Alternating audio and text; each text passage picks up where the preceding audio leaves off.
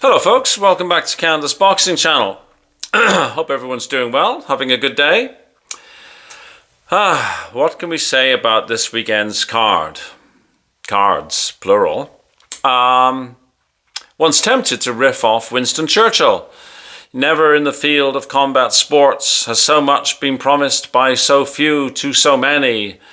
Yes, indeed, promised. Really, both cards, or the one card split into two locations, however you want to define it, actually promised a great deal. We had, the cream of American boxing. Haney, Garcia, Lopez. We had the best active Mexican boxer in the world, and possibly considered the best boxer in the world, Canelo Saul Alvarez. We had Munguia. We had Martin Bakoli, the boogeyman of the heavyweight division. There was a lot of promise, but it was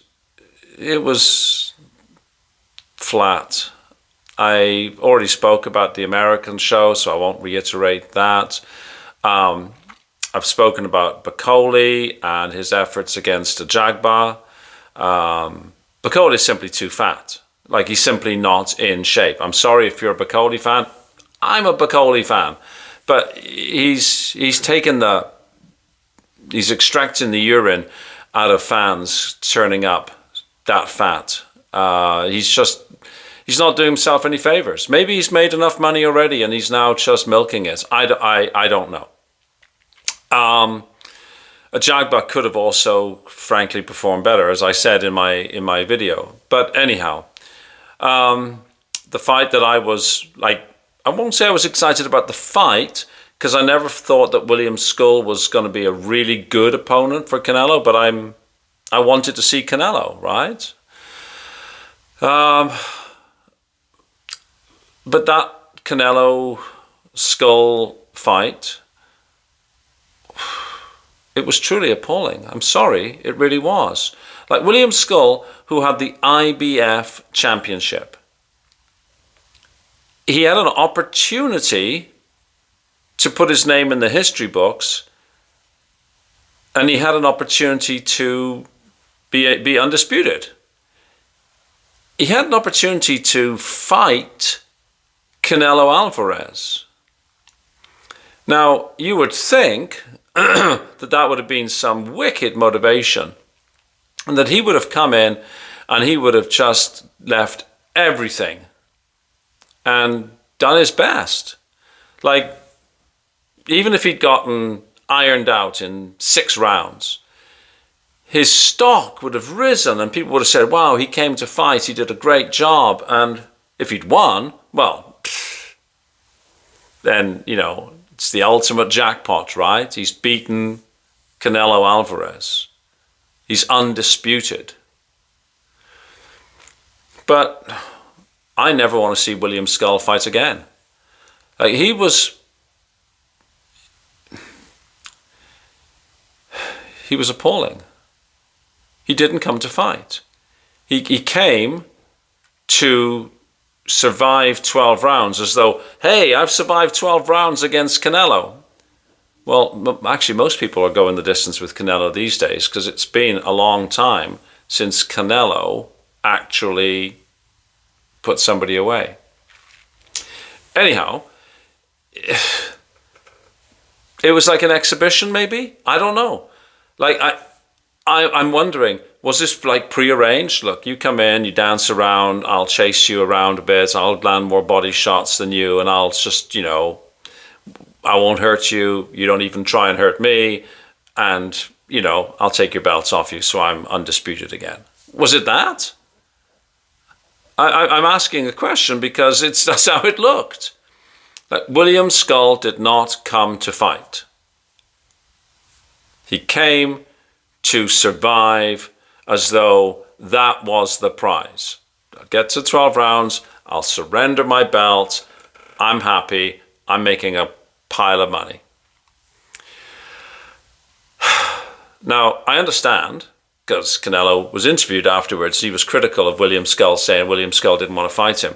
But if you're the best boxer in the world, give or take, right? Certainly the best Mexican boxer that's active today, do you not have some responsibility to chase down this guy and, teach him a lesson? I don't know, right? Like, I understand that if you're fighting somebody that's completely negative, don't want to get hit, that you've got to work a little bit harder. But I'm thinking of, it doesn't matter. Name a great fighter. Would have chased Scull down, cut the ring off, and just given him a beating. Like, you're in here, you're not even trying. Well, I'll show you what not even trying looks like.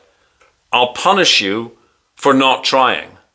Like, I expect more from you. Like, I'm Canelo Alvarez. This is my show. You're not trying. Well, I'm now going to hurt you because you're not trying. But that never happened. I mean, Canelo was coming forward. Canelo was doing what sort of, but I know it takes two to tango, but there's some responsibility on Canelo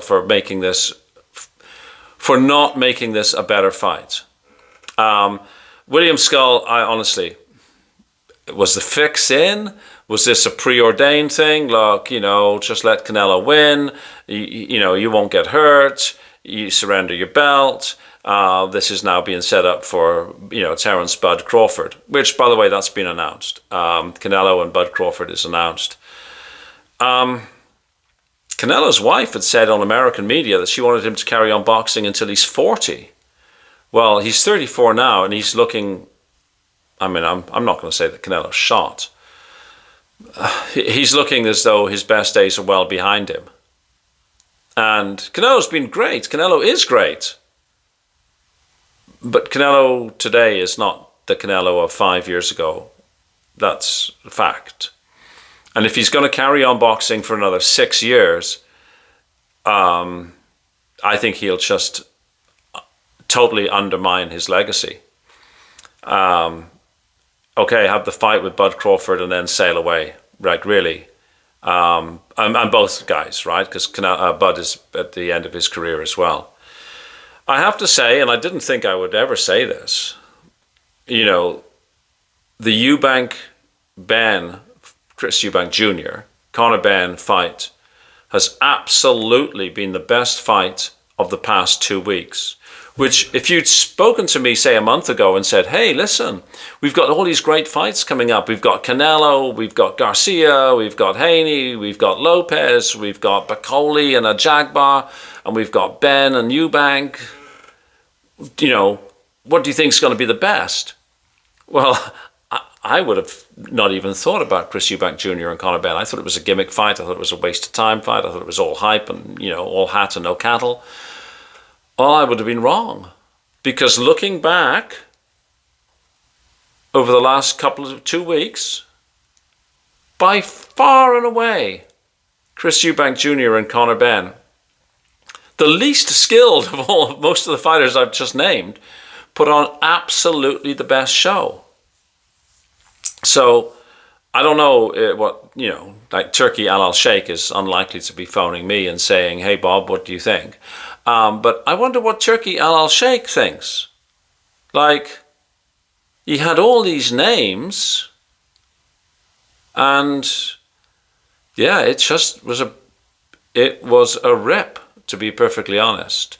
Now, I did not pay for the pay-per-view, which would have been $59.99 per card, or the combo for $89.99 dollars, right? I think in the UK, somebody told me it was £35, but I'm not sure on that. But do you think you got value for money? If you paid and you bought this pay-per-view, do you think you got value for money? I don't think I got value for money, and I didn't pay. Like, I think that, honestly, my time would have been better spent watching Netflix or rewatching, great fights from the past, right? Jaime Munguia, he got a unanimous decision over Bruno Sirachi, so that's, one apiece. Badu Jack got a majority decision. He's now the WBC World Cruiserweight champion. Richard Riakporhe made his opponent retire. It's a fourth round retirement. I didn't see any of the other undercard stuff. So, yeah, I'm thoroughly disappointed. Was really hoping for better stuff. So anyhow, there we go. I'm sure that there will be better fights. I mean, that's the thing about boxing. There are better fights around the corner, and we've got Inouye fighting tomorrow, which maybe Inouye can save the weekend. But still, really, really disappointing. I think that fans have been let down here. And these very, very, very rich, multi-millionaire fighters, I think they owed more than they delivered. I think anybody who's going to go to a small hall show and watch two guys try their best is going to be much better off than watching these vastly wealthy, generationally wealthy people. The performances they put on was embarrassingly bad. So anyway, sorry to be so negative, but hey, that's my take on it. It's just my opinion. If you watched all these and you were glued to the screen and you thought you had great entertainment provided to you, good for you. I'm happy for you. I'm not saying in any way that you were wrong. It's just my opinion. Let me know in the comments section what you think. Please like, please share, please subscribe. Let's see if we can grow the channel even more. I'm still in shock that we've gotten this big, but let's see where we can go, right? So please do. And today, all being well, I will have Jamie back on the channel, and we can hear what Jamie has to say about these fights. Maybe Jamie was interested and stuck into them. When I spoke to him yesterday, he was working his way through a bottle of wine, so maybe he got some entertainment. And I'll talk to you on the next video. Thanks for watching. Cheers.